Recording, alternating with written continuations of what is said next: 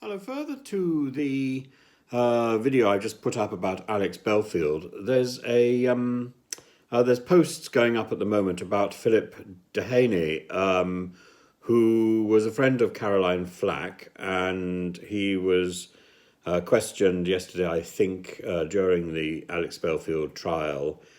And there was a question about whether Caroline Flack, in his opinion, was the victim of cyberbullying. And he says he will never know why Caroline took her own life.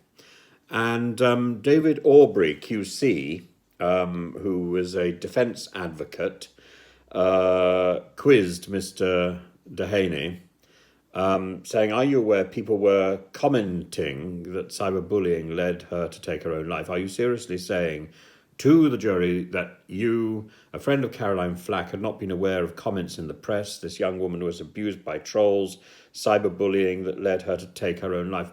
This is a very simplistic question and a very simplistic approach.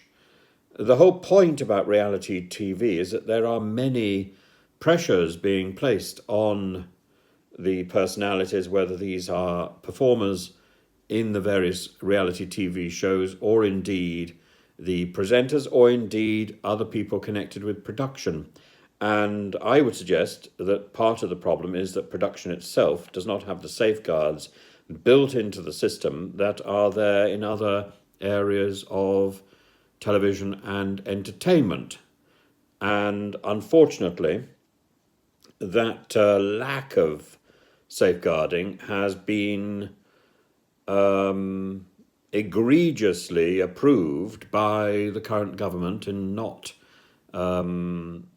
pursuing a committee hearing which was scheduled, which started and was then truncated. And on the basis of that truncated committee hearing of the DCMS, a report and a recommendation was produced, which is now governed by Ofcom, and gives significantly more power legally to production staff, and does not provide any external support or any external influence on production or for the participants or those who work in the production companies. It's the production that has a responsibility to provide those external support systems. That seems to me to be entirely wrong. And so I think it's not just trolls that are the problem. It's not just production companies that are the problem. It's what I suppose really is the indolence or the indifference of the ministry assigned to television. That's the DCMS. And one can say, why am I so arrogant in thinking that I should be seen by the minister of the DCMS? I'm really not that arrogant in thinking that I should be, but somebody should. And I really don't mind whether it's me or somebody else, but I think I have the experience of being on one of these shows, and at the moment, that experience and that understanding of these things is being ignored.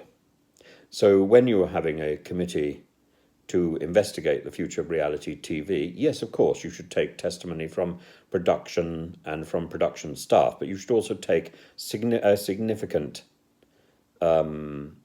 testimony from people who were on these shows and who were subjected to the sort of pressures that you were investigating. So 4 people out of a total of some 50 or 60 people contributing testimony is not a significant amount. It strikes me as deeply biased and deeply prejudiced against the performers. It may not have been intended to be so, and I'm sure that the committee intended to hear testimony from others, but it was stopped and not reconvened. That is the issue, and that is the bottom line. So we will not know why Caroline took her own life. Of course we will not. But to dismiss the pressures on her as simply being trolls and social media aggressors. There's plenty of that in whatever form of life one chooses, and certainly whenever one exposes oneself on social media. But there are other pressures as well, and those other pressures are significant.